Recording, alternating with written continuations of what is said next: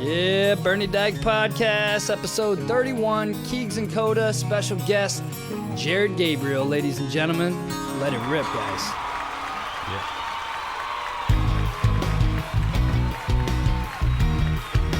This right here is off Jared's new album.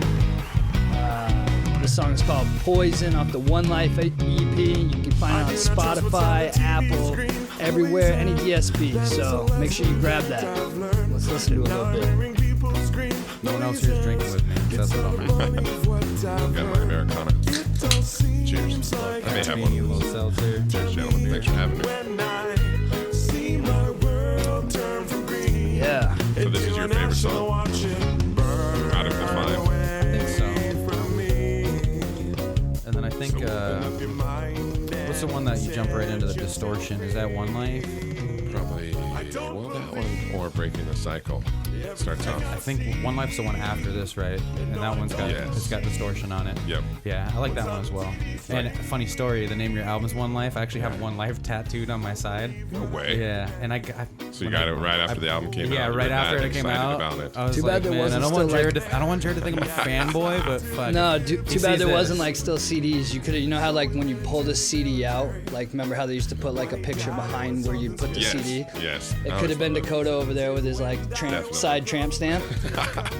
And like my belly too would curve with the CD too, curve. so it would be perfect. It would. Exactly. That's like it's like the half moon of the CD area. It would have been perfect. Dude, that is awesome. I love you. Pretty funny. I'll show you here in a little bit. You're going full Bob on us, huh? Ready to take your shirt off on the podcast? That's what I I got love. 2 layers to it too. Fuck. This podcast brings it out of people, I swear to God. Right on. If anybody's taking their shirt off, it's me first. I always have to. That's be true. first. That's true. It's because he's ripped, ladies and gentlemen. I saw it. Yep. I saw it. He was showing his scabs off. He's like, total Right. six-pack right It's- here, it's bro. I well- was at the gym. It's well Yep. documented. It's well documented. He takes his shirt off all the time. Yeah.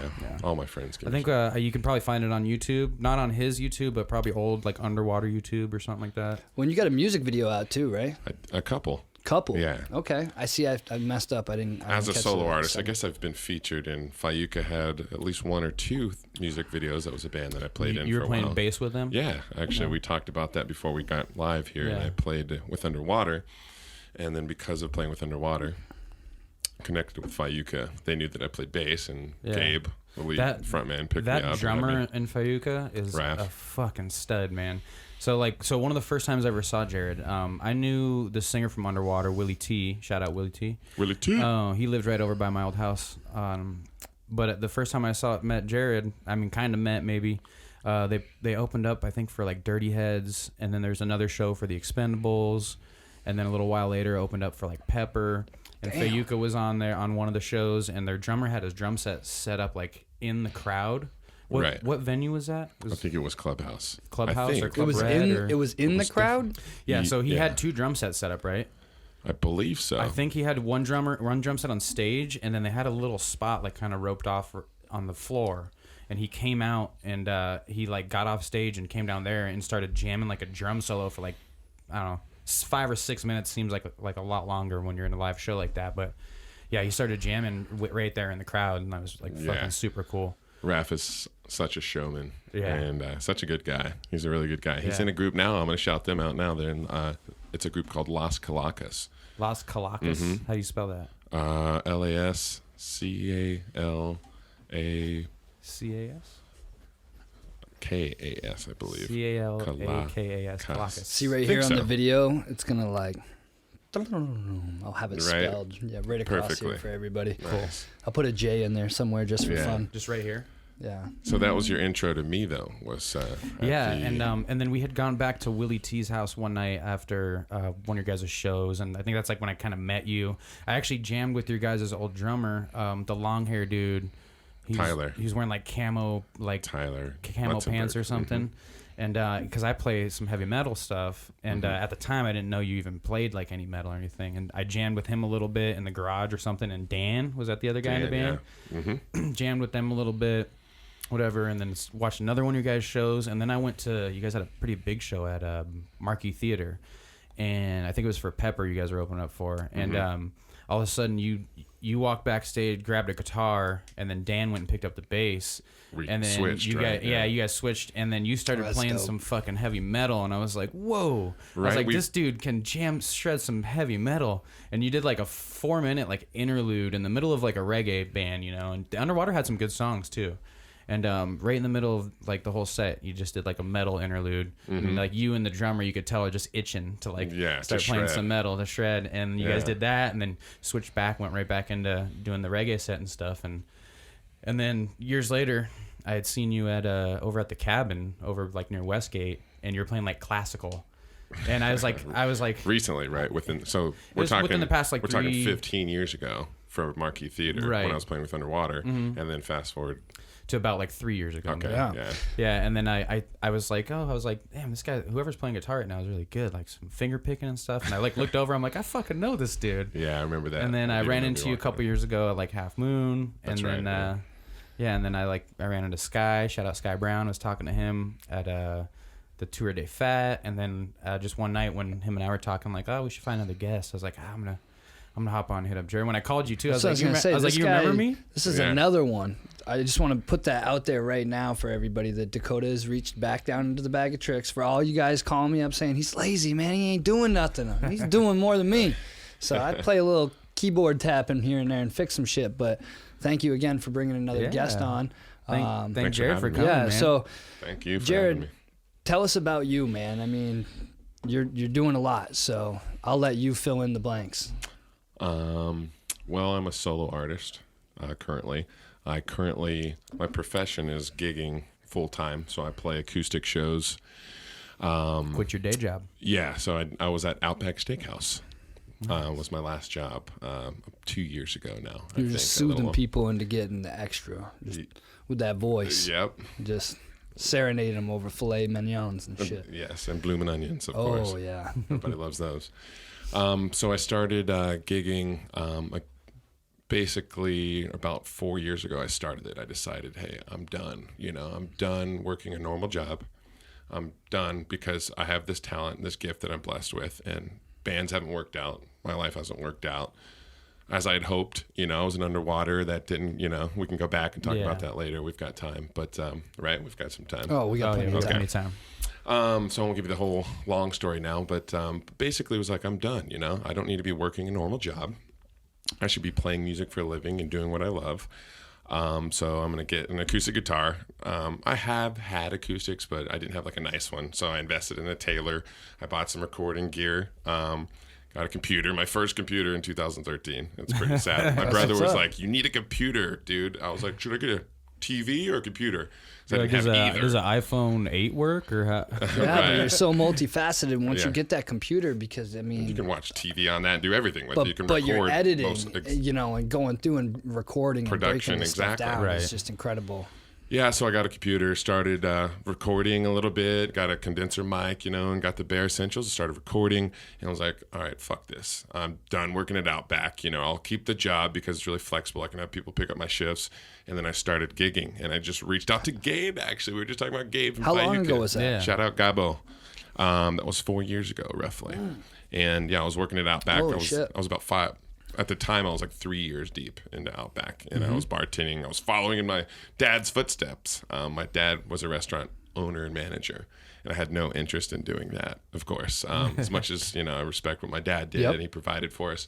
But I ended up, I was doing that, bartending, and I remember the managers were like, do you want to be a manager? Would you be interested in that? And I remember I was talking to my girlfriend at the time, like a week before, and I was like, God, I feel like I'm like following in my dad's footsteps. I'm like getting freaked out. And then I got asked like a week later, would you like to be a manager maybe? Would you be interested? I'm like, no.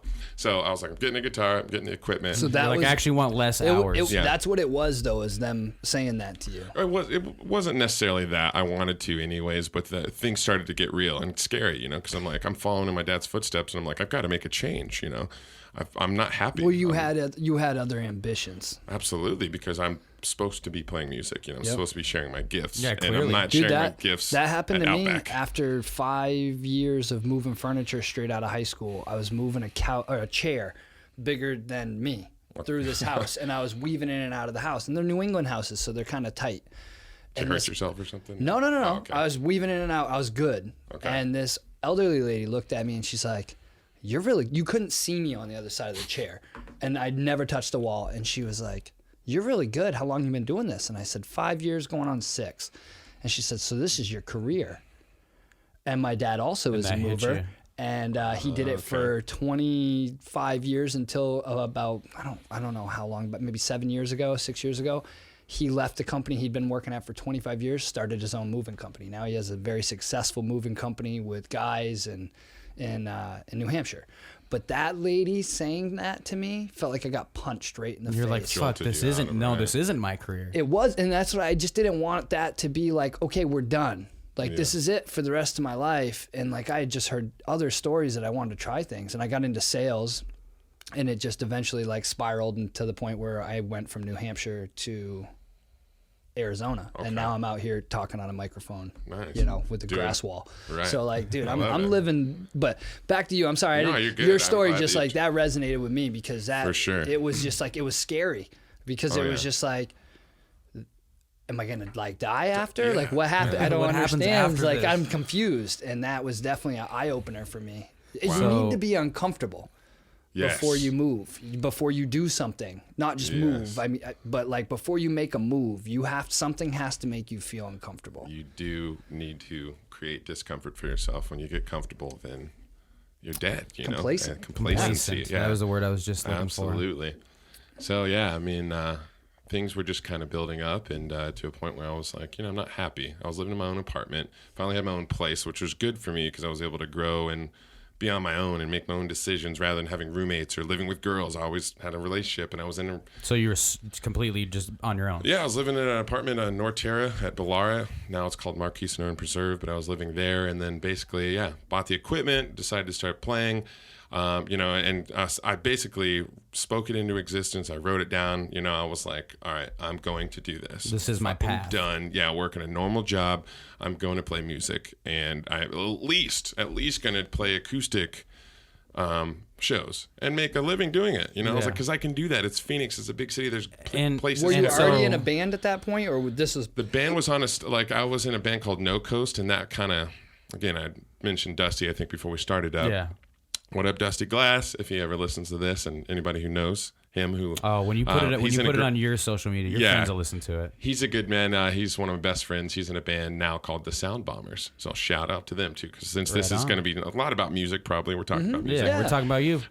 Dusty from Sound Bombers. We were in a group called No Coast, and it just wasn't working out, and we kind of all parted ways.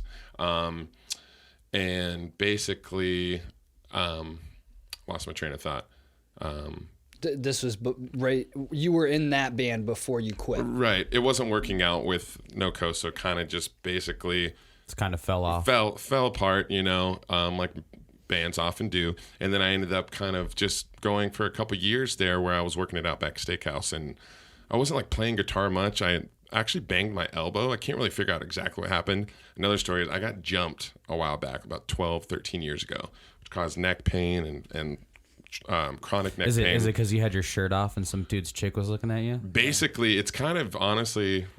Damn, that's a long story. That? Well, falls down that road. Yeah, it's somewhat along those lines, but basically, I didn't know if it was numbness coming down from my neck or what, but some type of nerve damage. Yeah, and like I did bang my elbow, really, the ulnar nerve. I banged it really hard. I was actually taking a poop. Did you bang Did you bang that dude's chick's elbow too? I did not bang her elbow. Okay, I banged something else. So you getting jumped where it was okay. Yeah, it might not have been worth it. Still, like somewhat justified. How long you shook up off the elbow? Well, I banged it into the there's this like wall that came out. And I banged it really fucking hard and banged it really really hard to where it I think it damaged my ulnar nerve, and it caused numbness in these fingers, which are like important.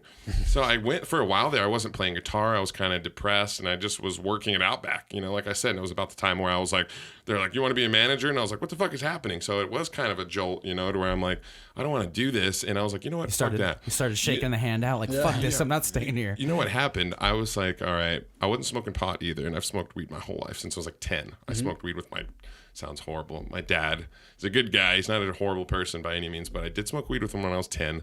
my parents were splitting up, and he was kind of trying to get me He on was his... going through a similar phase of like depression. Yeah, for sure. So I smoked. Must have been pretty mature. It was. I think it was a little older than that for me, but not too much. Yeah. Yeah, I have some, we could have. I'll probably have to come back on because we could have some good conversations with all the crazy drug stories and the mushroom stories. And I've done some psychedelics. I've done some. I don't know if you listened. For sure. I don't know if you listened to our podcast with Wildcat Peak, but that would be a great. Getting him together with Garrett or at least Connor or one of the other. Connor alone is just so multifaceted that he can do that. When you can play the piano, when you're playing, you're doing drums, right? You're hitting those kits and stuff. If you know how to play, not great on the piano. Yeah, we got to get you together. You understand that, like if you can play the piano, you are a badass. Those drum kits is nothing because all he has to do is hear that and he can figure out. Oh yeah. He can run the keys. Mm-hmm. Maybe here in a little bit in the middle of the show, let's play the reggae type song that Wildcat Peak has because I've actually now that I'm thinking about it, and have you ever heard them? You were saying you don't want to get too hard into going too many different directions with music and what you're doing right now. Oh no, these guys are right up your alley. Right up your alley with the reggae style stuff. They only have a couple songs and they're all different. They were just nominated for a NAMI nomination, so a Native American Music Award. Oh, cool. And the Connor, dude go ahead. So Connor he's won some Shout of out these to you guys. Native American Music Awards, NAMAs or NAMIs, and he's also a voting member of like the Recording Arts Society or whatever that votes for the Grammys. So he's a voting member on the Grammys. Okay. And he is just an amazing pianist. He won the youth whatever like piano the world competitions for pianists like as a young person. Okay. He's like a prodigy, he won them like 3 or 4 times. He's been on like CNN. What did he say? He was in it. He's played at Carnegie Hall like 4 or 5 times. 10 times, and he won it 4. This is a guy that would actually fucking be awesome to get you together with. So this is their music right here. This is my buddy Garrett that sings and plays guitar, and then Connor is playing the piano. These guys are good, man. I think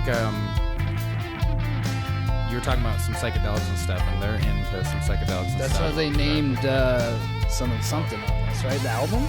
Or was it the band name? Just how they come up with some of this stuff. Nice. Okay.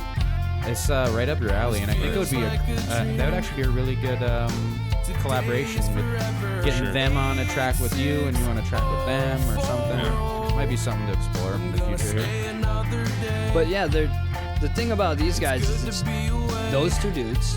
One of the biggest conversations we had was, you got a bunch of tracks and you're not finishing them.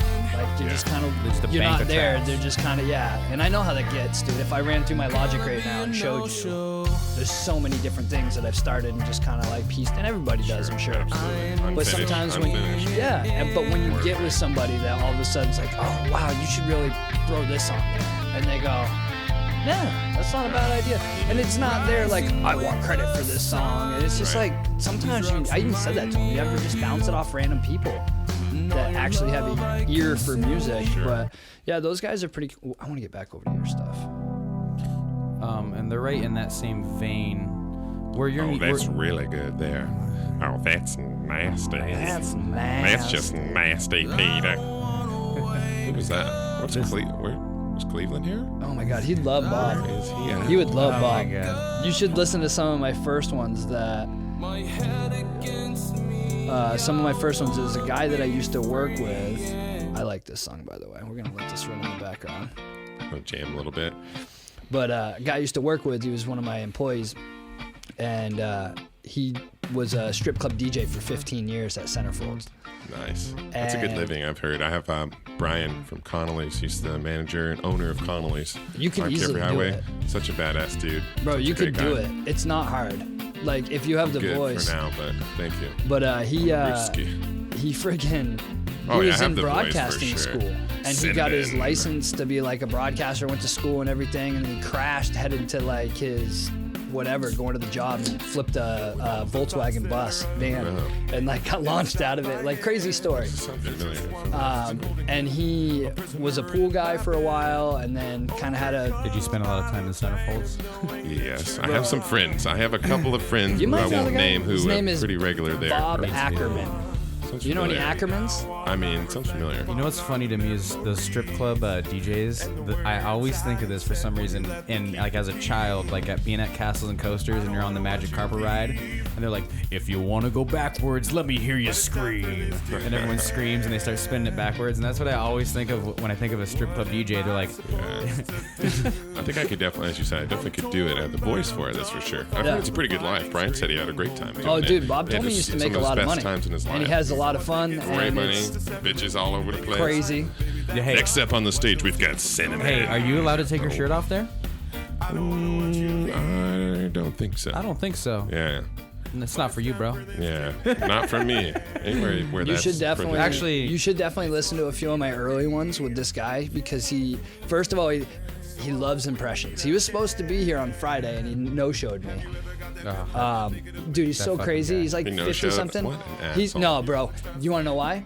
Because he was all drunk when he set the plan with me, and every night before he goes to bed, he deletes all his fucking text messages so he doesn't see the crazy shit he does. That's a crazy like programming of the mind. Bro, to he delete does. all of your text every single night. He does it, bro. He does a lot of crazy. I could sit here and tell you stories about Bob, but like when he would just get up from the desk and be like, "Oh, ladies, 2 for 1 special," and he would like say some crazy shit, and he'd tell me about like a strip club he used to work at where you could touch the ceiling on the stage.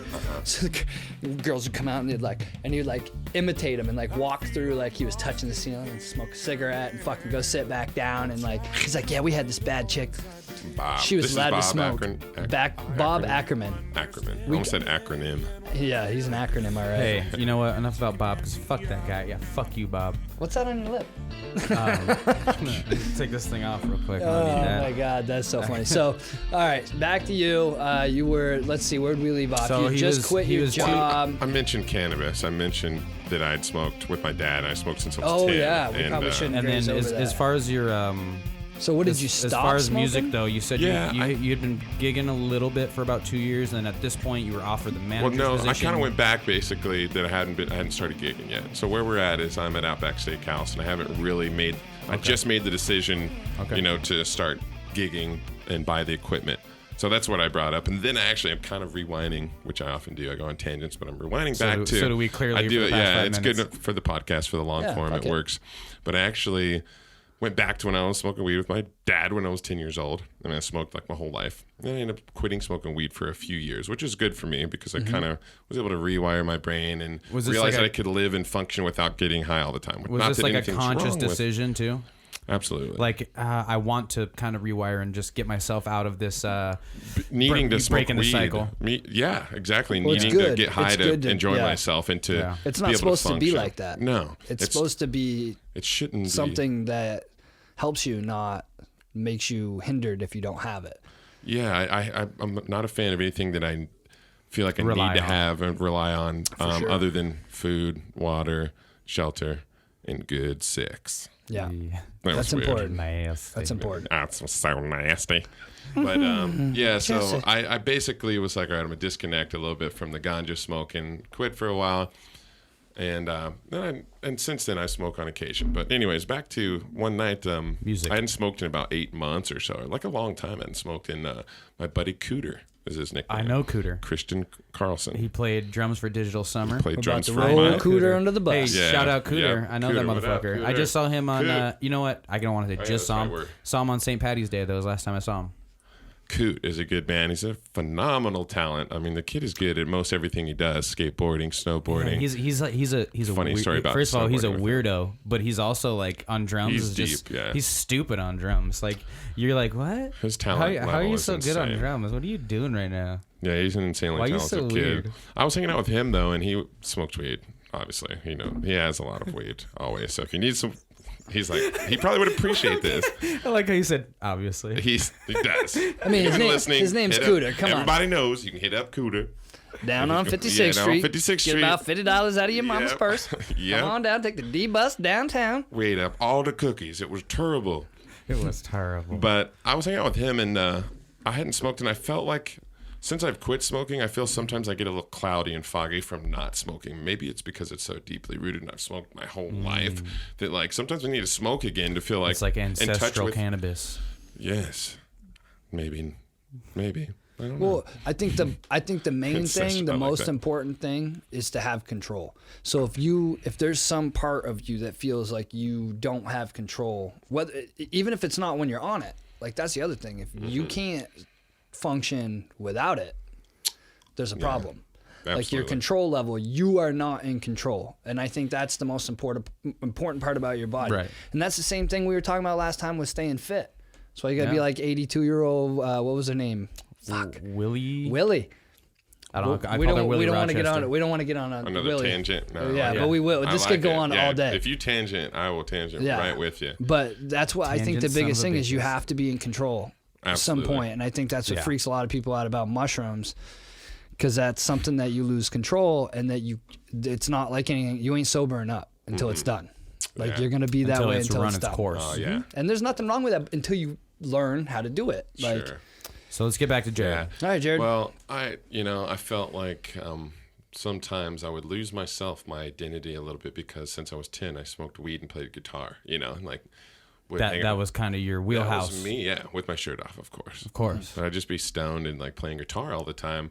So when you go to not smoking weed at all, and I'm like working at Outback Steakhouse, and I was like giving my hand a rest because I'd banged my elbow on that whatever it was, and I felt like maybe I needed to rest it. I didn't really get like medical attention. I think I might have actually gone to a neurologist, and he's like, it's not from your neck, from when I got jumped. He's like, I think you just need to like take care of it. It's no big deal, But I was like, what's wrong with my hand? This is my shredding hand, So I kind of took a break. I wasn't playing music. I wasn't playing with a band. I wasn't smoking weed. But I ended up getting. You were just hanging out with your girlfriend at the time and working. I was single, honestly, living. Oh, okay. Yeah, I mean, I was dating a little bit, but I was living on my own. I really wanted to focus on me and have me time. Good move. So Cooter came over with some gas. Cooter came over some chronic, some fire. All right. And basically, I got really stoned with him. And this was like I think it was close to like the fall or something like that, September, October. Not that matters, but we got super baked. And I remember I was like air guitaring with him in the living room of my apartment. Was he like drumming on his lap and shit? Well, he was playing guitar with me. Like we literally got super high. And this is, this is like 5 years ago. We got super high. And I'm just like... And I was like, I love guitar. And I was like, I miss you, man. I love you. You're such a good dude. And I was like, yes, this is awesome. And we went to Old Town Scottsdale. See that, guys? The electric lettuce is dangerous. You watch out. Yeah, it's good for you sometimes. Yeah. And can be. Maybe all the time, depending on you and your needs. Yes. But I got really baked, went to Old Town Scottsdale, and went to the Wasted Grain. Yes. It was Martini Ranch. It used to be Martini Ranch right on the corner. And I know this story about why it's changed names and stuff. And from the DUI thing with the underage. No, it was a guy. From what I know, as far as I know, it was the football player. I forget his name. I feel bad. He was a wide receiver for ASU, and he got murdered actually outside of Martini Ranch. Yeah, I met him actually. I played a show there, and I was hopping the fence because I was in the band, and I was like, well, I don't want to walk around. And he was like, hey, what are you doing? I'm like, no, I'm with the band. He's like, guitarist entry. Yeah, I was like, dude. And he's like, it's cool. He's like, well, just whatever, dude. He's like, you're cool. And I was like, dude. Oh, he's a bouncer. He was a bouncer there. Yeah. Exactly. I was like, man. Yeah. Crazy. You met him that night? Right, yeah. No, so he's the bouncer there. Yeah. And he had these giant hands. Like, I have big hands, but his hands were like this. And He's I was a wide like, receiver. Yeah. I was like, dude, that would suck to get smacked by one of those hands. I don't know why I said that, but I was like, get these massive hands. You're like me. You think of the crazy weird shit. Yeah. Like I was pretty buzzed up, too. I think we just got done playing, and the adrenaline's going. But I took a picture. I remember he's like this. Like, I have this picture with him, this random picture, and he's like acting like he's going to slap me because I was like, your hand's like this big. And then, anyways, long story short, that guy ended up getting murdered. Like, I don't remember the exact story. He got murdered, and they closed it down and renamed the place. Well, I thought someone underage had drank there and left on like a motorcycle and got like riding a wheelie down the street. Maybe it was a combination. Smoked by a car. He ran into something doing a wheelie all drunk, and they were underage, and so like that place was going to lose their liquor license, so someone else bought it and changed the name or something. But anyway, good, cool place. My favorite band I've ever seen play there, because I've never seen you play there, is Mike Pinto. Pinto. I watched Mike Pinto play there It was used great. to come to Willie T's in the garage. I feel like we would chill with Mike and we'd smoke and drink and hang out at Willie T's in the garage and jam with him. And then I didn't ever realize he was like a well-known dude. Like people love Mike Pinto, and and he is badass. I just didn't realize at the time. He's like, oh, it's Mike Pinto. I'm hoping like Jared Gabriel is as big as Mike Pinto. I will sometime be here soon. I will be. No, you got the right attitude. You'll be fine. Yeah. You'll be fine. I ended up going to Wasted Grain though, and was so stoned. Obviously, when you don't smoke for like a long time, which is like me now. I smoke on occasion. And I still utilize it for that because I'm like I feel like I'm almost due. I'm due pretty soon. Like you got to dig into like the back of your brain or something. Yeah, because you just get in touch with like your kind of maybe your 12-year-old self or something where you're like, all right, I want to like do this. I have these dreams of doing. Yeah. See, I thought you said at first for a second. I was like ancestral. I'm like, maybe not that. No, I got you. I'm not trying to have sex with my family. No, ancestral. Like that's it brings you back. No, that's one of those. It's an ancestral. Maybe you had an ancestor playing a fucking homemade fucking instrument in the middle of the jungle, fucking 300 years ago.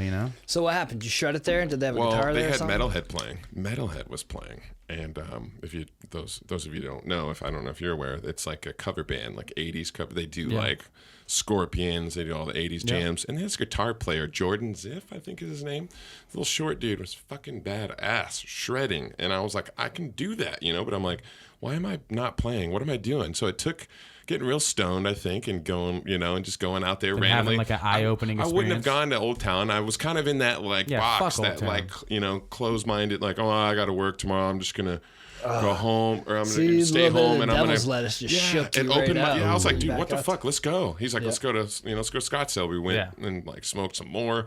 Went to Wasted Grain. We're watching Metalhead, and I'm watching this dude shred my face off, and I'm just like, I can fucking do this. And I was what like, am I doing? That was the moment where I'm like, that was the moment for me where I was like, all right, fuck this.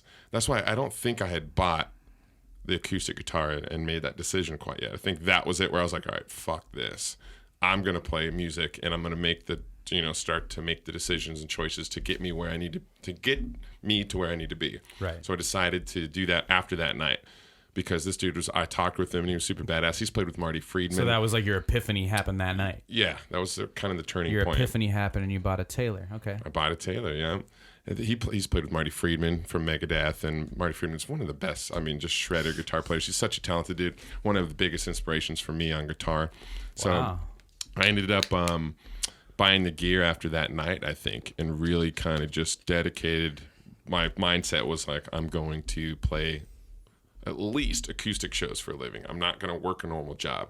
My good friend Aaron Lewis, shout out Aaron, what up, dog? One of my good homies. One of just such a badass dude. He's the one who got me listening to podcasts, really. I don't think I'd ever even thought of a podcast until it was for him. And here we are now, and I'm on a podcast with you guys. And it's weird. Delighted to be here. So this is your first podcast? Second, actually, that I've been on. Oh, man. What are you doing, This one's bro? better. This one's better, though. We don't want to be your first.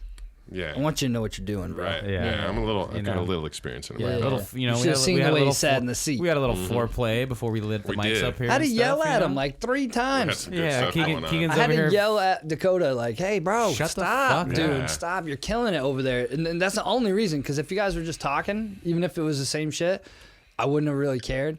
But I was listening, like doing stuff, and I was like. Damn, my brain kept stuff. going, dude, the fucking mic is not on. Shut the fuck up. The mic's not on. Yeah. So that's my brain. So and we'll get into that. I think we can come back around into that good stuff.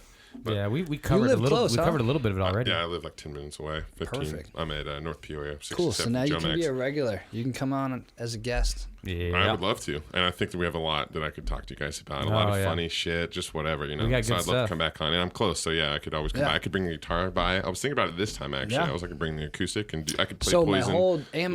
My neighbor's entire garage is like a whole setup. Okay. Like hot mics, drum set, keyboards, everything. Yeah, we'll have to go. Your neighbor? Yeah, so he teaches. That's where I'm parked in front of his house. Oh, he's cool. Hopefully he's cool. No, you're parked in front of that house, other side. Oh, your dog's here? Yeah. He's my truck. People are probably going to be like, "What an asshole!" People freak out when by the I'm way, like, by the way, it's not like cold. it's nice. It's like 65 degrees. Perfect or outside. less The window's now. cracked. I took him on a walk before. I was going to bring him in, but it's Bubba. Those are my listeners and fans. Listeners, I don't really. I guess music listeners and viewers. Yeah, viewers. Hello, Bubba is my buddy. He's 15 years old. He's a Jack Russell, and those of you who know Bubs, he is a little bit cranky, and he's got a little bit of an aggression issue with other dogs. Sometimes you have 3 dogs. I think he'd be good with your little dogs. If you had big dogs, then it'd probably be not good. I don't know. Those actually, I think they would probably piss him off more because they're so wee quick. little bastards. Because big dogs, they don't move as fast. Like, those guys move around like fucking parkour all through the house. It's something about the little dog thing, though. He's like, oh, you're like me. Because they're all that's cool. He's got this confidence of like being an alpha, so he doesn't have to prove it type thing. Mm-hmm. Well, my dogs did well when Buddy came over. Yeah, well, Buddy's tiny. Buddy's we'll have to try it next time when I come over, and we'll see how they. I'll give a little leeway time before we Yeah, start. Because I didn't want to like be like, oh, cool, then we'll come in cool. here. There's already a next time, folks. Yeah. That's happening. Let's jump back on the story though. All right, so we've been how much? Saw a big shred. So I was just gonna say that basically I bought the gear and I was like, screw it, I'm going to Guitar Center. I bought the acoustic guitar. I bought the recording equipment. So we're back there now. We're back to where we started a half hour ago. Yeah, basically. That's I got the gear. Good story though. I got the gear and dedicated myself, my mindset, like I'm going to do this. I'm going to gig acoustic shows for a living. Ended up contacting Gabe Gabo from Fayuca, right? Because he was doing acoustic shows, that stand on the shoulders of giants, Yeah. And I was like, who's already doing this successfully? So I reached out to Gabe. It's a good move. And he's like, yeah, because I was like, I want to, I got an acoustic. I want to pick up some gigs. He's like, well, I have Connolly's as a gig that you might be able to pick up on Sunday. And I contacted Ryan, one of the managers, and he's like, yeah, would you like to play on Sunday here? And I'm like, absolutely. Like 12 to 4. It's like a 4-hour gig. I didn't have a lot of material at that point. I knew a few cover songs, and I was like, I can make it happen. I was like, I just got to do this. That's ballsy, dude. I like it. Yeah, I was like, I'm going to do it. And it's kind of it's Connolly's. It's like there's bikers that come in there. There's some people that aren't the most accepting maybe of Was this Connolly's that was on 35th and Thunderbird? I believe so. Yeah, so it was. Isn't that the place that used to have sports bet? It was Gallagher's before, and then it was Connolly's, and then within the past year or two, it's been Thunderbird Roadhouse, and it is now currently in ATL Wings. Okay. This place has changed a lot, but it was Connolly's. Yeah, and I loved it when it was Connolly's. Shout out to Brian from Connolly's. He's such a good dude. He's always been a big believer in me and my music. Shout out to anybody at ATL Wings, because I fucking love that place. They got good wings. Cool. Fuck Atlanta. Whatever. Fuck yourself. Let's finish Jared's story. No, I'm just saying. I thought I got excited for a second. I'm like, he knows the ATL Wings guys. I love wings. Whatever. Everyone's got some good wings. Next time we're gonna have some wings right here. That's not true. Hickory barbecue wings. We've done that too. We've had a whole wing challenge in here before. I'm down with it. Back to you. I'm sorry. Not too spicy though. I like the honey barbecue. So you started playing at Connolly's, got hooked up through Brian. Yeah, I talked to Ryan actually. Ryan, and then it's funny. I just got to include this part of the story because I'm like, cool. He's like, yeah, it's on Sunday, so I'm like, cool. And I was like, put it in the book. I'm like, I got a gig, cool, my first gig, and they had sound provided, which was cool. It's a good sound system. It goes through the whole house, Oh, nice. And then I think I called like the day of. I was like going to drive there, and I kind of assumed for some reason, which is stupid. I assumed it was like in Mesa, although I know Connolly's on Carefree Highway, but it didn't click for me. I was like, this is probably in Mesa because Gabe gets gigs out there. I've seen him play in Mesa. So I call and he's like, yeah, what's up? I'm like, so where is it at? And he's like, it's Carefree, like 27th. I'm like, no way. I was living at Norterra, so it was like less than 5 minutes away. So I thought that was super cool. Different Connolly's. Yeah, so I go. I know where he's talking about now. That's right next to that little medical plaza. Okay. So, I go to Connolly's and then a gig and have my first gig and connect with Ryan. I think I met Brian maybe that night or I got more gigs there. And then Brian has been one of my biggest believers. I actually had my first music video release party there. So Leaving was released at Connolly's on Carefree Highway. Slide it on, slide it off, baby. Put some lube on it next time you do that, bro. God damn. Spit on it. It's moving. What is this? Because there's pop filters. This is a windscreen. Yeah. Okay. But yeah, so connect with Brian. He's been a super big believer in me. As he's like, you're gonna make it big. Like even believed it before I did. I believe it now, and I know I'm gonna make it far with music, and I'm gonna make it big. Maybe not Justin Bieber big. Maybe not John Mayer big. I mean, you're like 20 years behind. 311 so, big. Yeah. I say 311 big because I love the underground success. They're big, but they're what I one of my hate? favorite groups. Yeah, So like I was thinking earlier, and they're still selling out. Akchin, I went there for their show. It was like packed. I was just there like there, 2-3 months ago or whatever. Yep.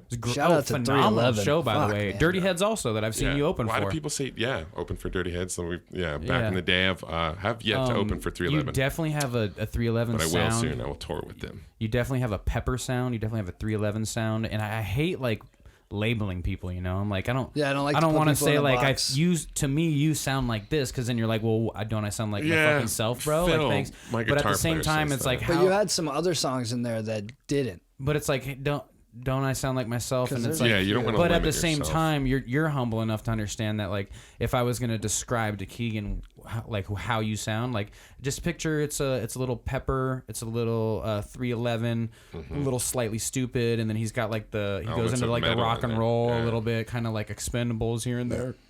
And so when you describe it to people, you kind of have to use those things, but it's like you're in the same vein as those, So like anybody listening or watching at home right now, if you've got some type of playlist that you got, that type of reggae music on, Expendables, Pepper, Slightly Stupid, go on your Apple Music, your iTunes, your Google Play, go on any of these, Spotify, and grab Jared's album.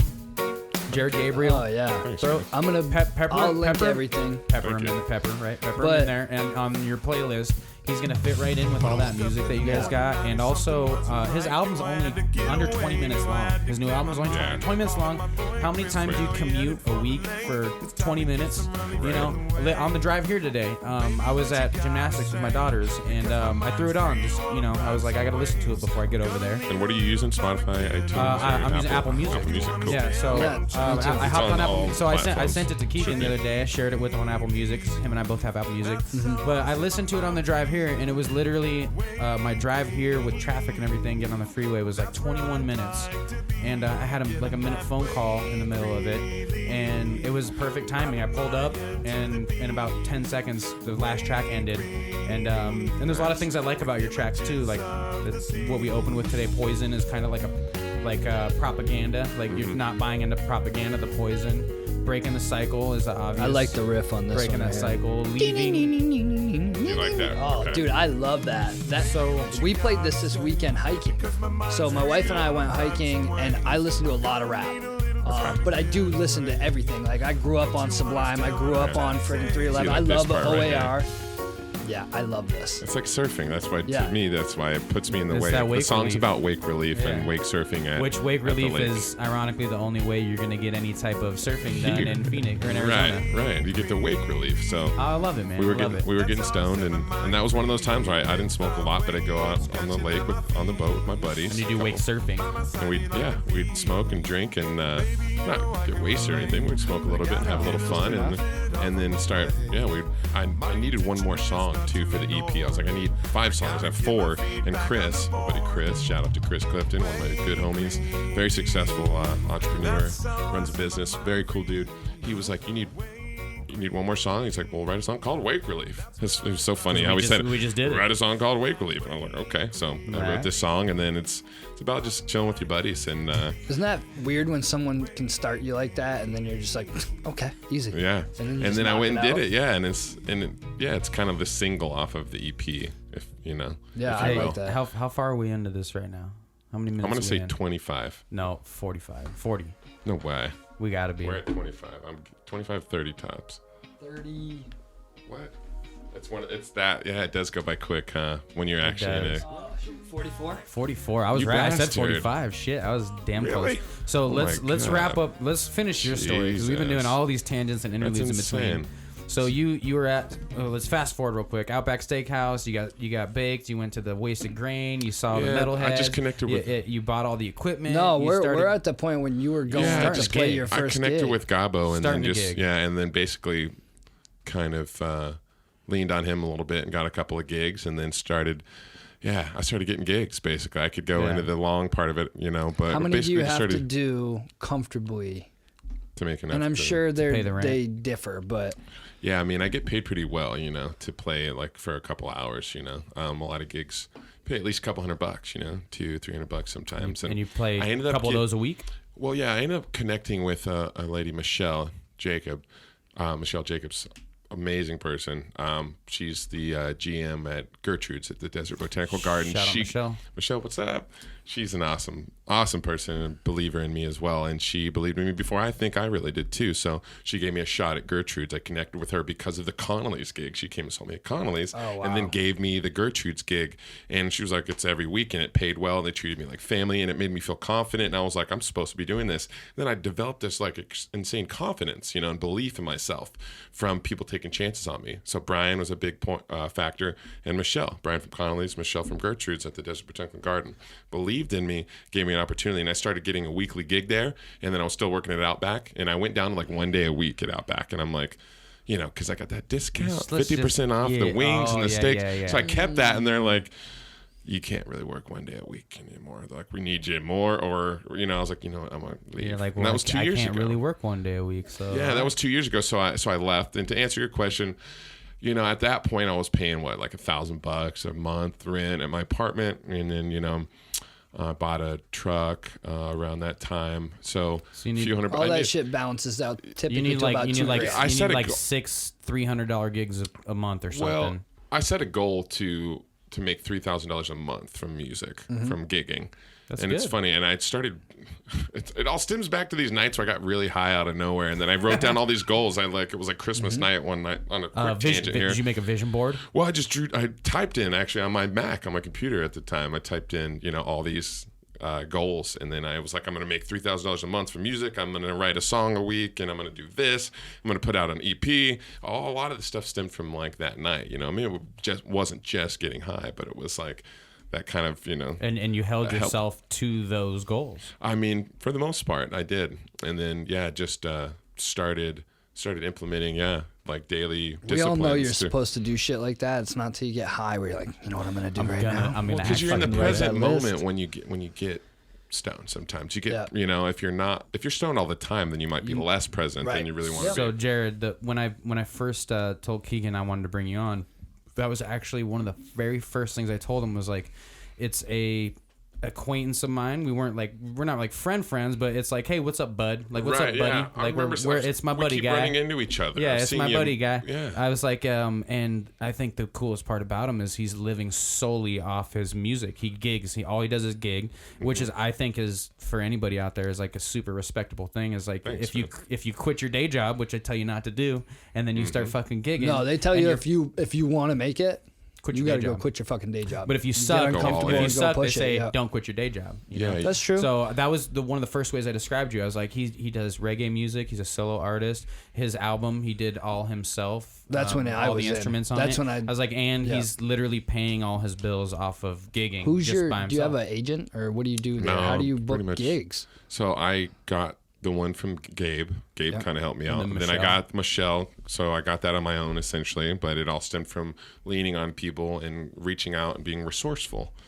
Good word, very big word, or big, not big word, just one of my favorite words. And my voice cracked. What was that? I'm going to emphasize I didn't even know you could do that. You have I such a deep voice. What the hell? I haven't done that in a while, I swear.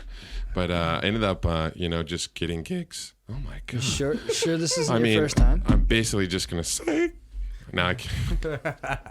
Wow, what the hell's happening? That's awesome. I'm losing my voice. You got to hear first, folks. Yeah. I didn't even know I could still do that. So do you how do you find different gigs, or are you just staying with that? Well, basically, I again kind of reached out to. I was resourceful and utilized, like homies and people that were doing it. And I was up late one night. Actually, I was up late at like 5 or 6 a.m. Another shout out to my buddy that's Mike. Not late one night. That's early morning. Early one morning, yeah. But I'm still up, and I was watching YouTube videos. Shout out to Mike Malachar, a guy who has been doing what I'm doing, the gigging thing. He's been doing it for a long time.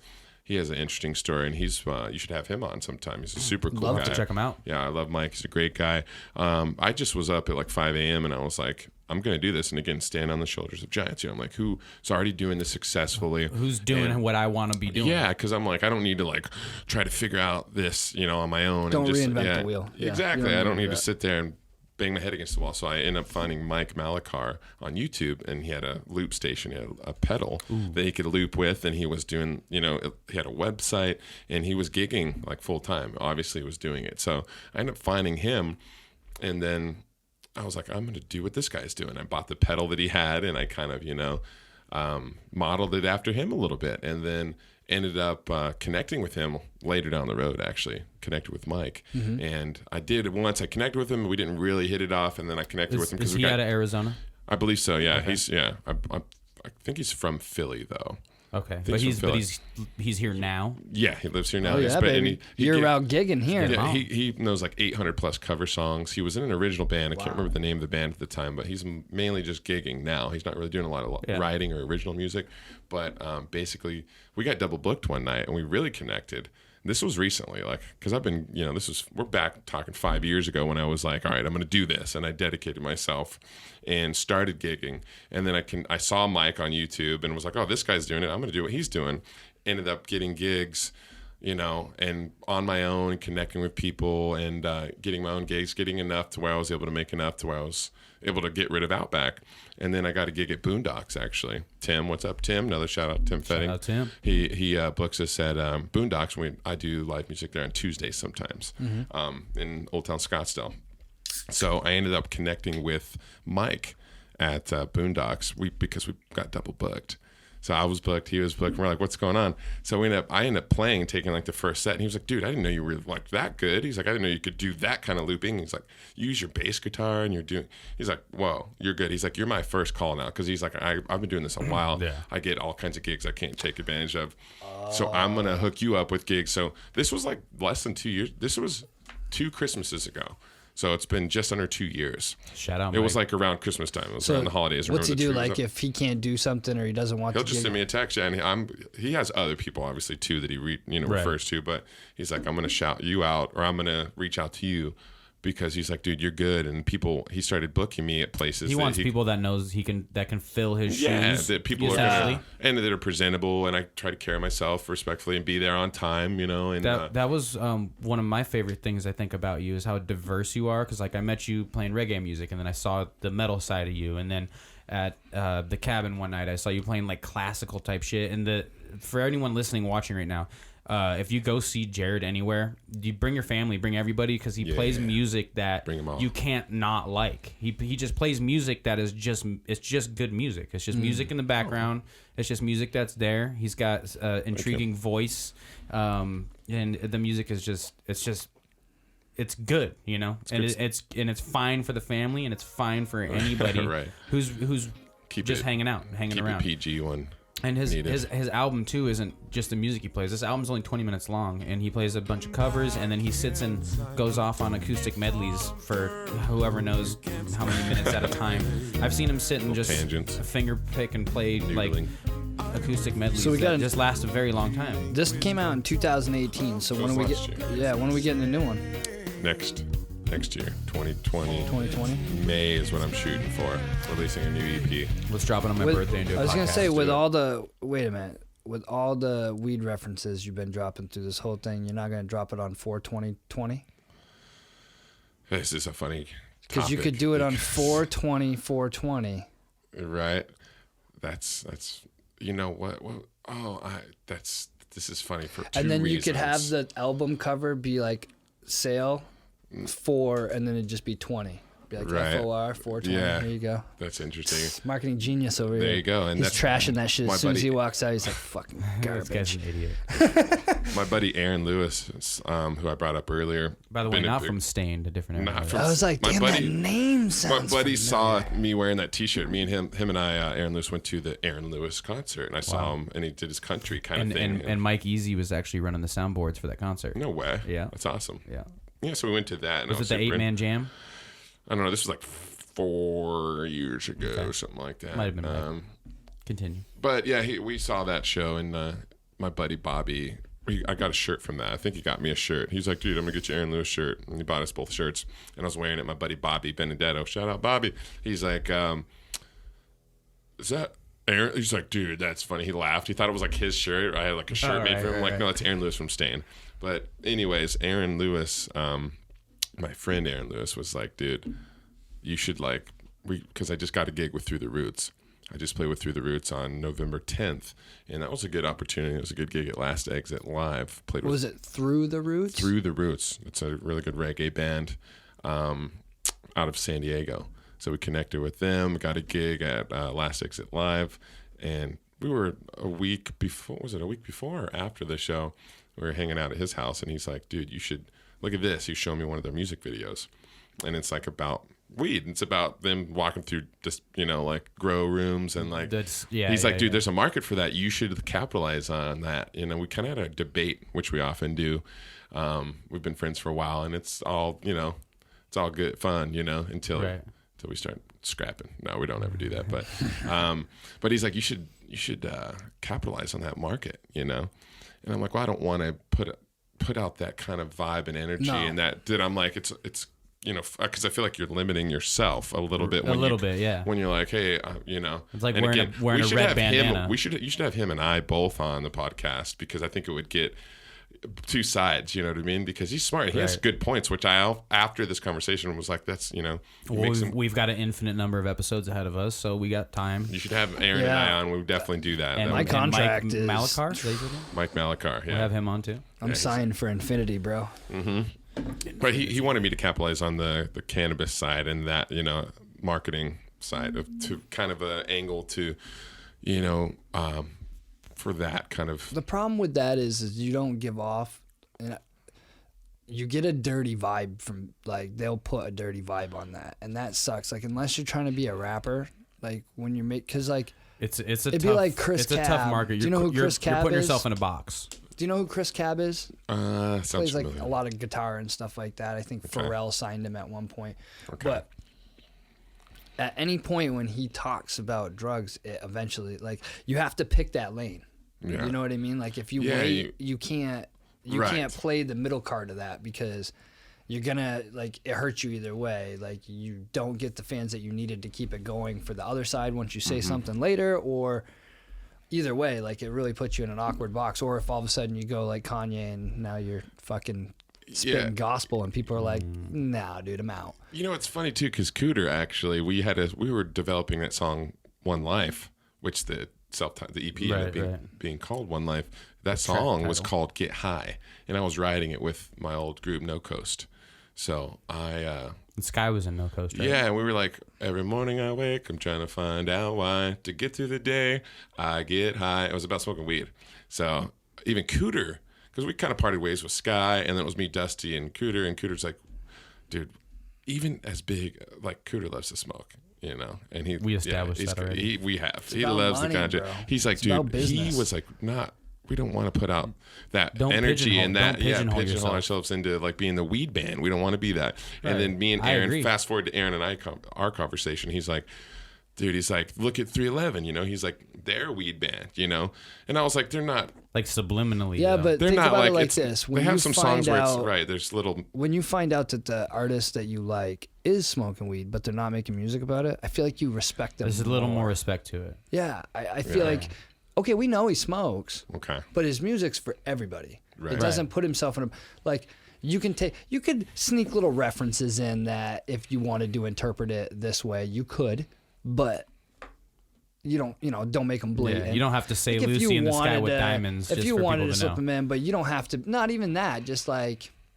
you could slip little words in that, like like you said, like gas or fire, and then you don't have to make it a whole song about weed, but you could have like one line in a song, just a little reference. Like Zach Brown Band, they talk about weed every once in a while, right? I don't want to, but you don't want it to be like you the primary focus. Hot leaf on your cover. And we were just talking about how diverse you are too with the different styles of music you play. You're smart, dude. That's smart, because look at the places that you're playing too. Yeah. You don't want that. That hurts your. That has and I don't have to. Right. I mean, when I Google your name, and that's right. But I mean, as far as like the acoustic things, at some point that's gonna retire. I'm gonna retire the acoustic gigging at local, and then I'm gonna be, because I gotta make it big, baby. I gotta be. What's playing. the biggest venue you've played? I played Comerica Theater with Skybound. Actually, it was like a hip hop thing. So I played and I did the loop pedal thing. I beatboxed and made a bass line and then like played guitar. So I was going through those massive speakers. I was just there recently for Incubus, actually. Love Incubus. And but I was like, man, I played through that. The sound system, it was just me making everything, and Sky was rapping Incubus to it. Incubus is one of your influences, huh? For sure. Science, one of my favorite albums. I hear that a little bit. Love Incubus, yeah. I mean, and again, my style, and the computer went to sleep. Was that no? Oh no. Wake up. Oh yeah, that's fine. Okay. That scared me. My heart just dropped. That's why I was like, yeah, I just wanted to mention that. We're still good. So. Oh, dude, don't you hate that feeling like when the cops get behind you, even though you didn't do anything wrong? You're like, what the fuck? It sucks, but it's good too because you're like, oh, I feel alive. Kind of when I was skateboarding and I smacked. I honestly was like, wow. That was scary, but I'm like, alive. I feel alive. I was like, I feel alive, man. I kind of jumped up. You got to be careful with that, too. One of my buddies was one of the coolest kids. I met two friends when I moved out here. They were military boys. Mm-hmm. And we used to hang out all the time. And then, like, about a year goes by. They kind of moved away or whatever. And they parted ways, you know. One went on. Well, one of them comes to hang out at my house. He's like, hey, I'm over in town. You know, he was living in Mesa. And he's like, hey, I'm on your side of town. Can I stop in? I'm like, fuck yeah, dude. Come over. Yeah. He got hit on a motorcycle. Oh, no. Or not on a motorcycle. He got hit on a skateboard. So he was like going down the sidewalk and the girl like pulled out and he like went over the vehicle. Oh no. And he like landed on his side. So and she pulled into the crosswalk as he was crossing. Yeah. And he technically hit her, but she pulled out too far. Right. And he went like flying up over, hits the ground. He said he didn't hit his head, but it jarred him.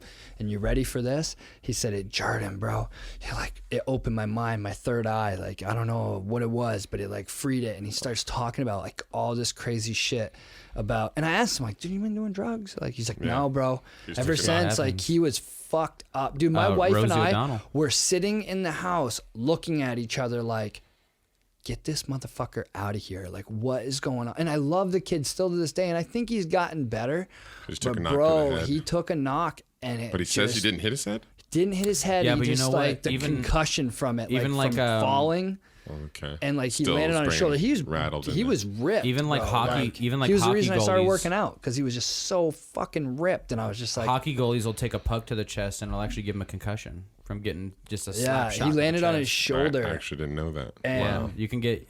It didn't dislocate his shoulder or anything. You can get like concussions and CTE from like you can get concussions like when they throw those fucking flashbangs. Yeah. I heard a cool story about that. You mean today. a concussion grenade? Yeah, dude, I heard a crazy story about that today.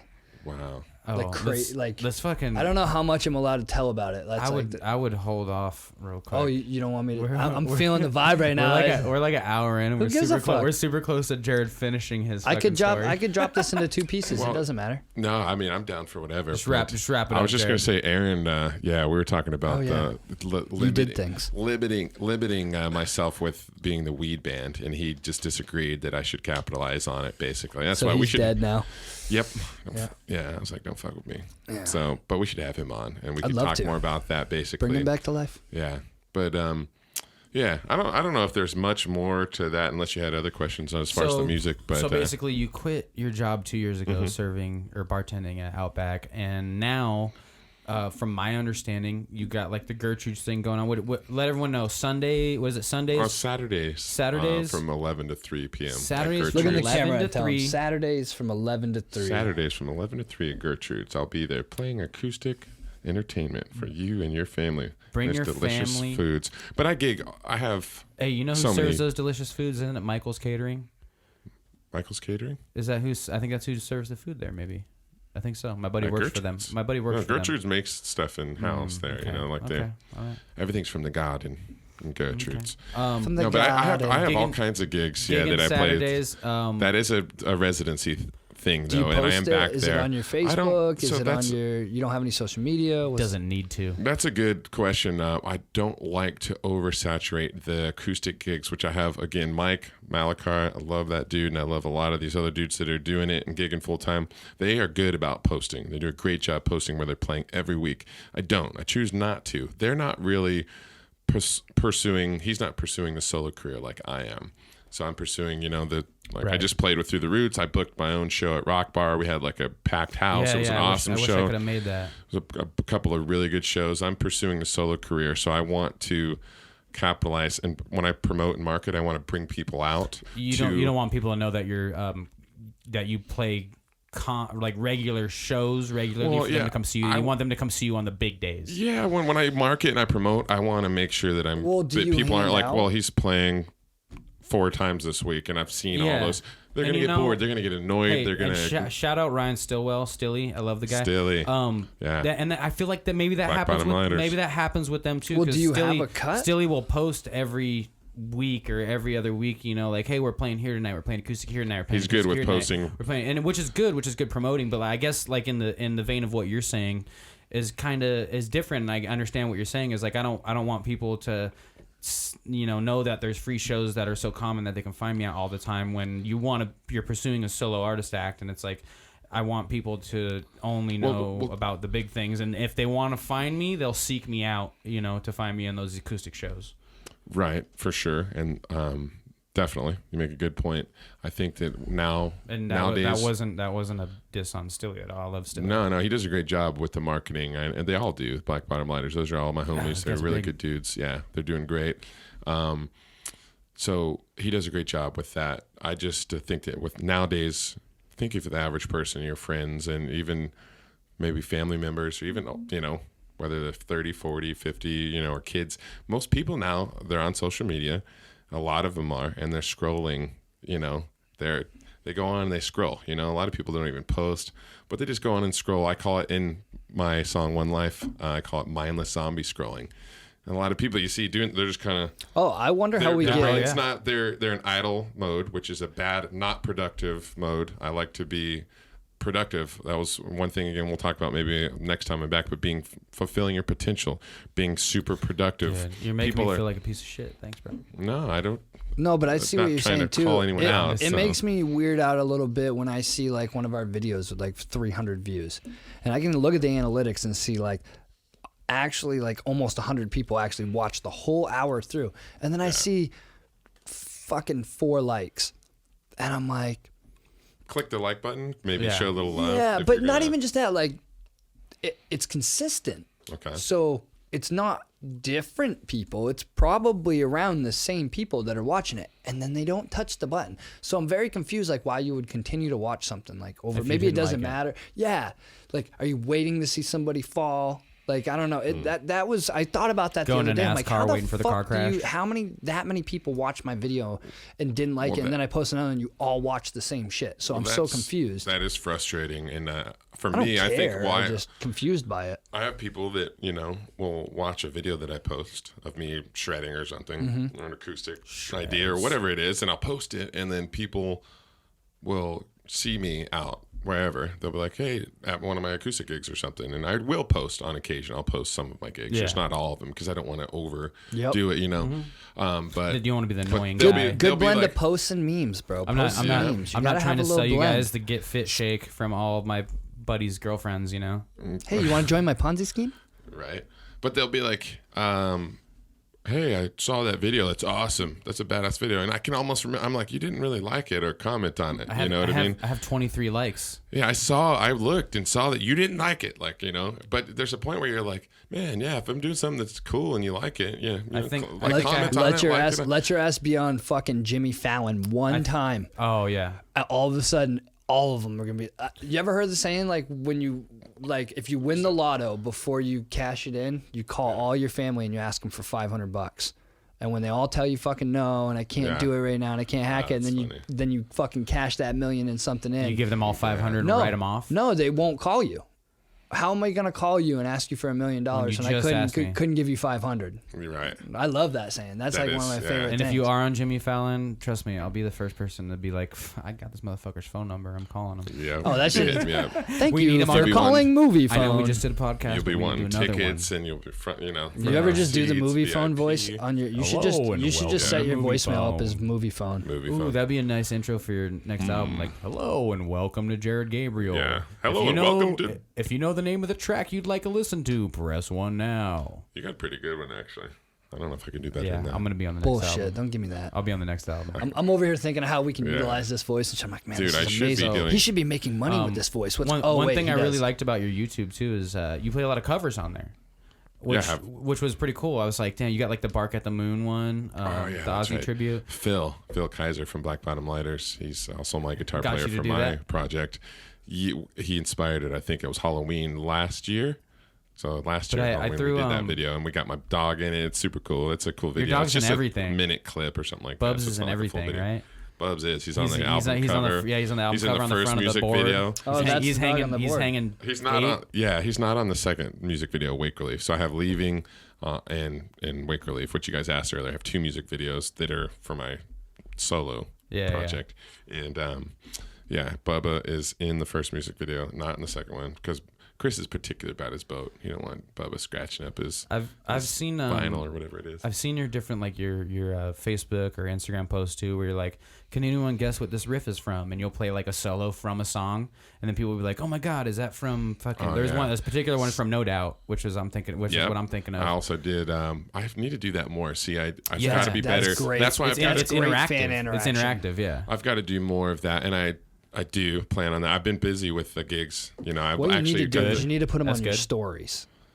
Yeah. You need to run it on the absolutely. story and do it that way. That's probably where I have to saw it, your, maybe. That way you don't have to flood your no, actual I was saying how diverse you are with your music. sure. Your YouTube channel is something that a lot of people could listen to. Maybe they're not that into just the album, but you listen to your YouTube channel and you play some covers and different stuff that people know.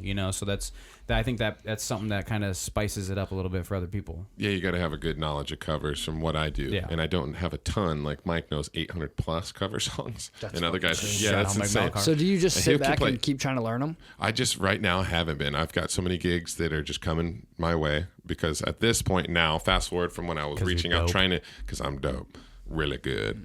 So trying to get gigs. Now I have gigs, and now I have really a couple different agencies that are booking me, friends, the other musicians, local guys like Mike. They're like, hey, do you want this gig? And now I don't really have to worry about it and try to find new gigs and try to. All you got to do is take your shirt off and just play guitar. What did you say earlier? Don't get comfortable. Don't get comfortable. As you said. Son of a bitch. So that's why that brings me to what I've done in the last. I'm proud of myself. Are we closing it out right now on the Jared story? Yeah, that's fine. Well, I'm just saying in the last couple months, I've because I released the album last year, and basically, long story short, kind of a little hiatus from the band. Didn't work out with the drummer I was playing with, and I was going through some physical stuff from the neck, from getting, I still have chronic neck pain and things I've been dealing with. I've healed it's probably from a lot. Taking your shirt off so many times. That and fucking wiping out on a skateboard. Yeah, surprisingly, really popped you back in. Surprisingly, I didn't screw my neck and head up. I fell, I think, in a way that I was really conscious. Yeah, I was like, I got to It didn't snap you back into place? Well, I go to a chiropractor. I went today, actually. I've been going to the chiropractor. Nice. I've got a lot of relief and a lot of, that all started too from a belief that I could get better, which is kind of one thing I do like to talk about, and inspiring people. Everything. You believe in healing. It is, and you believe your mind too. It's your brain, but Absolutely. It's your mind. It's what you believe. So I wrote down, I'm going to be pain free. Despite I have bulging disc in my neck from the MRIs. Walking vision board. I'm going to do this. I'm going to accomplish this. I'm big on journaling and writing things down. And fitness. We need to hang out more. And fitness. You're going to the gym. I just went to the gym after the chiropractor, and then I came straight here, basically. Yeah. So, what gym do you go to? Mountainside. Yeah. You fucking rich bastard. I called him.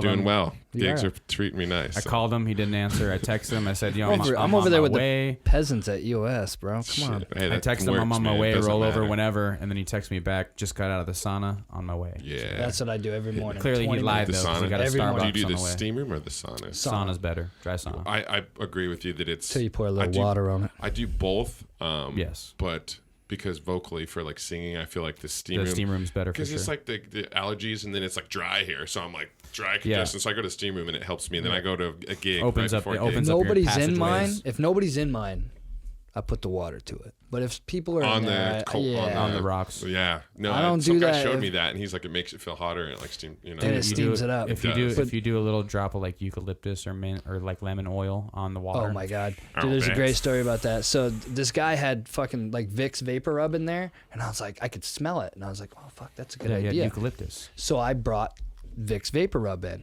And so I put some I put some in, and I was smelling it, and I had it sitting on the thing, and I didn't think about the fact that it was fucking that hot in there, and it melted. Plastic. No, it didn't melt the plastic.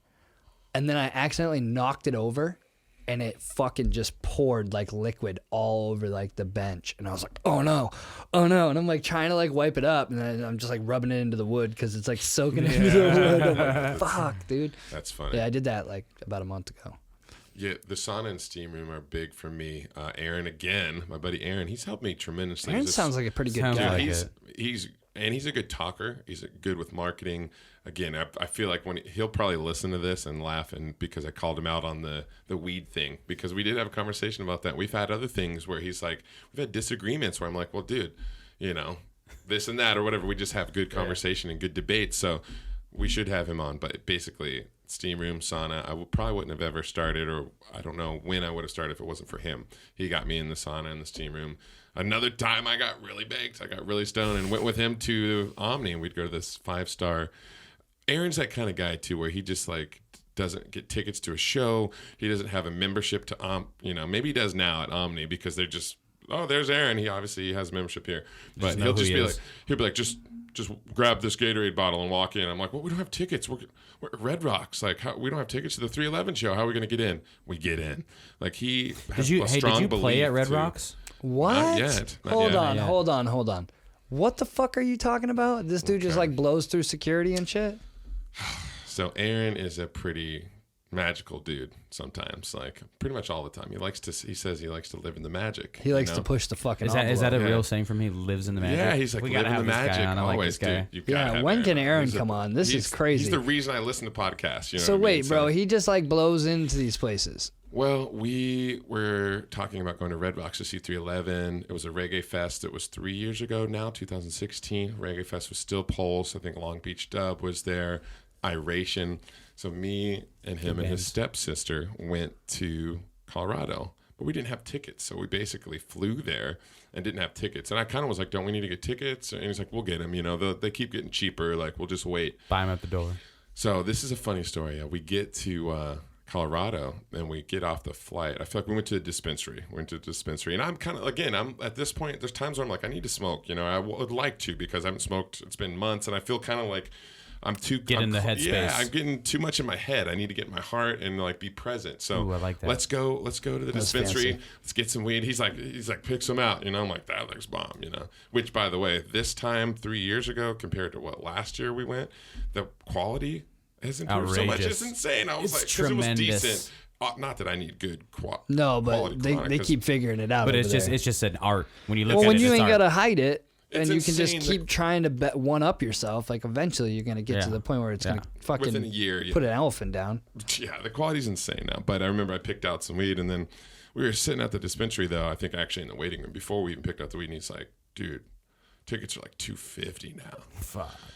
But we were all. He's like, "It's all good," He's like, it's good. And again, prior to this, he's gotten into 311 shows. He has made like fake badges and stuff. He'll wear an earpiece. I like this guy. Dude, I used to do some fucked up shit like this. I love this. No, I just talked. Barb sent me over. No, I just talked to Barb. That's my move, bro. I used to do like, Phil, have you guys seen Phil? And then I just keep like walking. In the art of. Me and Aaron need to go to like a UFC event together and do this and get backstage. You should be filming this shit. Dana White doesn't listen to this because at some point. He's not listening to this. Yeah, not yet. One day he will. One day. But when Jared Gabriel makes it tomorrow big. Once I post it. Yeah, right. But we got into UFC. But back to the Red Rock show, we were like, okay, we're gonna go. We got the weed, went to the hotel, rolled up a joint, smoked, and of course they get mind-blowingly high because I never smoked weed. I'm super baked, and we're in Colorado, and I love Colorado, love Denver. Great state, isn't it? It's such a fun time. But and Denver specifically is such a cool city. So we go Lots of breweries. We go to Red Rock. So we get there, and we don't have tickets. And we're like, what are we gonna do? Like, how are we gonna? You just feel like a bum standing outside. Like, let's scout. Let's find scalpers. Let's see if we can get tickets. Nobody has tickets. They're all sold out. We can't find tickets anywhere. So I'm like, what are we gonna do? And I'm kind of hot. I'm like, we got to figure this out. I'm like, I'm gonna go.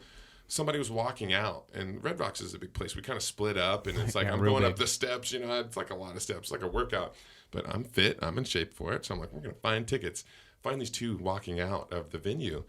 And I'm like, hey, guys, how you doing? How was the show? They're like, all right, we got to leave. And I'm like, oh, you guys are leaving? I'm like, you guys have tickets, though, right? And they're like, yeah. And I was like, sweet. So I got 2 tickets.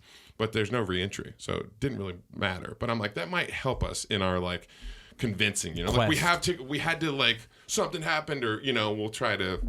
I left the oven on. Right. So we got these 2 tickets. And then I connected with Aaron and his stepsister. And they're like, dude, we got I was like, I got these 2 tickets. And he's like, oh, that's cool. Like, we'll figure it out. And then I find this guy, I forget his name, but he's always at every 311 show. He's a supporter of Sky, and he's been at a couple of my shows. Ooh. Ooh. I know. I was saying that because I think I might have seen him at the last 311 show here. Really? This guy? Yeah, I forget his name. John something. I feel like. Anyways, but I'm chatting with him. He's like, "What's up, Jared?" He's like, "What's going on?" I'm chatting with him, and there's like, he has his ticket obviously, and he's in like a line or something, just like talking to people, and I'm talking to him, and then Aaron out of nowhere was like, "Jared." I'm like, "What's up?" And he's like, "Dude, come on." And then like he's getting us in this white van. He's like, "Let's go." And we get in this white van, and he's like, hop in. And me and his stepsister, Emily Young, I believe, get in this van, this white van, and then we get in, and like we're driving up, and he's like talking to the driver, and I'm kind of just like, wait, what the fuck's going on? Like, why are we in this van? I probably should talk in the mic, sorry. Yeah. But I'm like, what are we doing? Why are we in this van? And then I'm looking at Aaron, but I'm kind of just like, all right, look, this is good. Roll with the punches. We're going to the back of the venue, and then Emily's like, how are we going to get tickets? And Aaron's like, yeah, so how long have you been? Starts talking to the guy like, how long's your shift or whatever? And like the guy basically is in charge of driving band members up to the back of the venue. And Aaron found this out, and he saw this van, noticed this van was driving, these vans were driving up to the back of the venue. So he gets us in the van. Emily almost ruins it, like, damn you, Emily.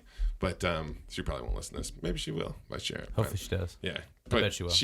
He gets us in this van, drives us to the back of the venue, and then we get out. And I'm kind of thinking like, what do we do then? Yeah, because it's Red Rocks. They have a lot of security. They have like levels of security. They have this level of security. Higher up. You're already past like 1 or 2 at this point. Well, so we're to the back of the venue. So we get out, and he lets us out. Last line of defense. And we start to just kind of stroll in. We start to walk in confidently, and I'm like, we always kind of play the like he's with the band, because I am like, and I should be at Red Rocks playing with 311 because that's where I'm going to be, but I'm not there yet. So we just confidently walk up. We have probably like mindset. August of 2020. Yeah, it's a mindset, dude. 2021 is when I'm going to be on tour 311. That's something that I'm like, I'm going. You write to that shit down yet? I have. I've written it down. Okay. We're gonna do another topic is believing something. Joe Dispenza, Dr. Joe Dispenza, super intelligent guy. He's big on belief and gratitude, having gratitude for something, a desired future before it happens, rather than looking for it. Once you already are grateful for it and you start to wire that circuitry in your brain, then those things can happen. They will actually happen. Mm-hmm. And it's like they've already happened. So Isn't that what the book The Secret's about? Kind of. I think that's so. about the power of belief, kind of, yeah. Right. I haven't actually read The Secret, but I'm a little bit hip. Me neither. I just know that I thought that was the main you trick yourself into that's the idea. Positive thoughts. Right. So I gotta piss so bad. I'm sorry. No, you're good. Hey, hold on. Let's let him finish. We'll wrap it up. This has been a long one. Yeah, you don't want to miss this. So we basically though, it's a mindset and having that positive belief. So we just kind of have that mindset like we're getting into the show. We're not like, what are we gonna do? Like we already are in the show. So that's why I mentioned Joe Dispenza again. A whole nother conversation we could have, but I already had that belief. He had that belief. We knew we were gonna be in the show jamming out. We already pictured smoking a joint to 311 and iration, just like So we have that belief in our minds already. We walk up, we get out of the van, we walk up, and then there's this Danny DeVito looking guy. It looks like Danny DeVito. To me, like that's the first thing I thought. Danny DeVito. Looks like fucking Danny DeVito. He's like bald, he's got the long hair in the back, like the mullet, or whatever. And he's like standing there, and then we kind of just confidently walk up. What's up, man? How you doing? And he's like, hey, how you guys doing? You just alphaed your way past him. We started to. We got a little bit past him. He's like, hey, no. Wait, what are you doing? No. You can't just walk in. And we're like, no, he's with the band, And he's like, no, yeah, I need your credentials. And he's like, where's your credentials? And Aaron starts to talk, and do his thing. And like, do his magic. And get kind of frustrated. Aaron does this thing where he's like, he just kind of, I'm more of the like, hey, no, it's cool. No, we're good. We talked with, everything's good. I'm the good cop, bad cop kind of thing, a little bit. But he gets frustrated, makes you feel bad. He does, right. And he's like, no. And he has the art of Hey, distraction. what the fuck are you, no. No. Like a flashlight, and and like as we walk up to security, and they'll like hand him a Red Bull. And they're like, what the fuck? There's your Red Bull. Okay, Oh yeah, that's like a thing. He's the fucking smoke show, dude. He's a smart dude. But so we tried that. He's trying to he's like, no, come on, and like the dude's not being receptive. Danny DeVito's not fucking buying it. So I'm looking at Danny, and I'm like, I just call him Danny, even though I don't know who the fuck he was. But Yo, I'm DeVito. like, and it's not going well. And I'm like, this isn't going well, you know. And I wasn't necessarily trying this. I was just being genuine. I try to be genuine, you know. So I'm like, anyone ever tell you look like Danny DeVito? And he's like, he stops in the midst of arguing with Aaron, because it was kind of an argument. And he's like, you know what? He's like, thanks. He's like, you know what? Thank you. And he was like delighted that I said that. It was fucking good. way. Aaron, Good at least cops. Aaron points that out. He's like, dude, that was good that you said that. I don't know if it was like, or if it's just But good for cop the came effect into of the play. story. Yeah, I'm like, yeah, you look like Danny DeVito. I try to remind, like, hey, he's fucking mean in business, but I'm also like, we're cool and calm. Everything's cool. We're not you threw the freaking out. boomerang the other direction too. Right. So I have these 2 tickets, though. I have 2 tickets that are picked out of the trash. Like, they put them in the trash, actually. So I fucking went dumpster diving to get those 2 tickets that the 2 people, they're like, yeah, we just put them in the dumpster, I think. So I like found them. I'm like, cool. They're like printed tickets. So I have those. And I was like, he's like, they have tickets. He's like, they're in the band. We need to get back there. And he's like, well, they can go to Cameron over there. And I'm like, cool, Cameron, that's my brother's name. I'm like, I already have like, oh, that's my brother's name. How do you spell it? You know, or try to like build rapport with him. The C? We go to the entrance, you know, like a side entrance. So we go to Cameron. Aaron's still talking to Danny, and I go to Cameron and I show him, I just try to walk in. I'm like, we're good. He just sent us up here, and we were like in. Like, my leg was in. I was Foot in the door. I was in, and then he's like, no. Just like Danny DeVito did. He's like, we just specifically got word to not let anyone re-enter, anyone back in. I can't let you in. Fuck. I'm like, we're almost in. You know, I was like, we're almost in. And again, keep in mind, we have money to buy tickets. Like, we're buying fucking. There's just spent no like tickets $200 available. to spend. We couldn't get tickets yet. Yeah. So, and it's a fun kind of thing to do. But anyways, we trying to get in. I'm trying to talk to Cameron. I'm trying to work my magic and be like, hey, dude, you know, like, no, we're good. Like, I'm in the group. I don't know what I said. I just was trying to like get us in, and he wasn't buying it. And then this lady comes over, one of the managers, one of the head security chicks, and she comes. Like, Danny was a head security dude, and this chick was maybe even below him or whatever. But she comes over, close to his level security, comes over, and she's like, what's going on? I'm like, I have these tickets. You know, we were in. He said that we could come in. And she was like, no, you can't re-enter. You can't come in. She wasn't buying it either, and I wasn't convinced in either of them, the Cameron guy or the new chick, like security lady that walked up. So I couldn't get in. Me and Emily couldn't get in, rather. And we're like, fuck, man. And I'm like, what are we going to do? You know, I'm like, this sucks. We're back here at the back of the venue, and we're close, but we're not in. And who fucking walks by in the back of the venue? If the Red Rocks, anybody who listens to this who knows Red Rocks, have you guys ever been, by the way? No. Dude, Red Rocks, amazing venue, life-changing venue. Like, you have to go literally that night. And the magic of everything that happened, it was so incredible. The venue's insane. But there's the back, like, kind of there's like concessions and stuff. Aaron, his fucking walk, dude. He's just like, he's doing his walk, and he's just like, and he looks over, oh, hey. I'm like, and he comes over. Aaron's like, hey, what's up? No, let them in. They're good. And she's like, no, what do you mean? They don't have their, you know, they can't re-enter. And he's like, no, they're good. And she's like, no, I can't let them in. And he's like, no. And he's doing his thing. He's doing his Aaron thing, you know, his magic, the earpiece thing. He didn't have an earpiece this time, though. We didn't have any props. How the fuck did he get in?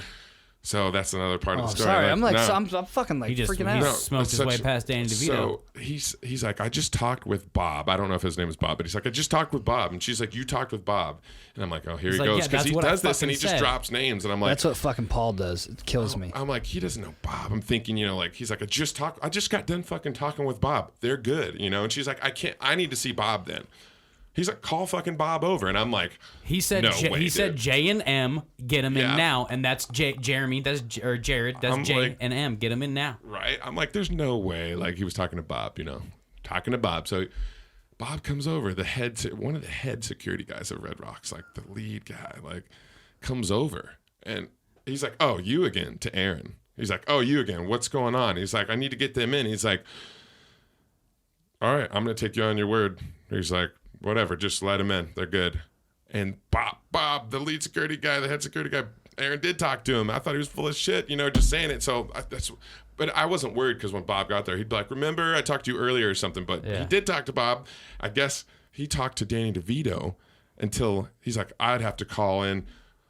He's like, Bob, or what he mentioned Bob. He's like, well, call Bob down here. He got to Bob, the guy that you need to talk to. Bob came down, and Bob was like, got you guys all in? So now we're going back to when Aaron's conversation. Again, I go kind of on little tangents here. We're with Bob. He's talking to Bob, and He's like, I need to get back there. And he's like, why? And he's like, I need the blue box. He's like, I gotta get the blue box. And Bob's like, all right, let's go back. And he brings Aaron back, and they go to the back of the stage. And he's like, where's this blue box that you're talking about? On the way back to get this blue box that doesn't exist, Aaron's like, yeah, so you've had a lot of different people. You guys are, changing out. I was talking to Susie earlier. Now it's this person, like you guys have been changing all day. And he's like, yeah, it's been crazy, man. He's like, I bet, he's just building rapport, relating to him a little bit. Right. He's like, yeah, I've seen like 9 of you. I've been in and out. So anyways, and they get to the blue box. Well, it's not there. And he's like, so what are we here for? Bob's like, so what are we even doing here? And he's like, you know what? He's like, they're on stage right now. He's like, we'll just come back. He's like, I don't see it right now. We'll have to come back. And then Aaron walks up, and Aaron's in at that point. So Aaron comes by, and about that time he walks by to us, and we're standing there. You in. And then Bob comes back over. She has to radio, Bob, come over here to security checkpoint B or whatever. Bob comes over, and he's like, I'll take you on your word. I'm just going to fucking take you on your word. This guy, he's like, this guy again. He said it to this guy again. He's like, I'm just going to take you on your word. And they let us in to Redbox. And we get in, and we fucking kind of move. He's like, let's go. Let's not fucking wait around and get a beer at the, let's go. Yeah. We go to the crowd in the stands, light up a joint, and best night of your life, dude. And Iration killed it, 311 killed it, and it was an amazing show. The weather was perfect. I've been to Redbox 2 after that when it was kind of cold. This night was like in August. I think it was August or something like that. It's like a summer reggae festival. The weather was perfect. The cityscape, it was fucking incredible, dude. So he got us into that show. He's done many other crazy things where he's just like believed and had that mindset. We're gonna have him on the show, man. We'll definitely. I love guests.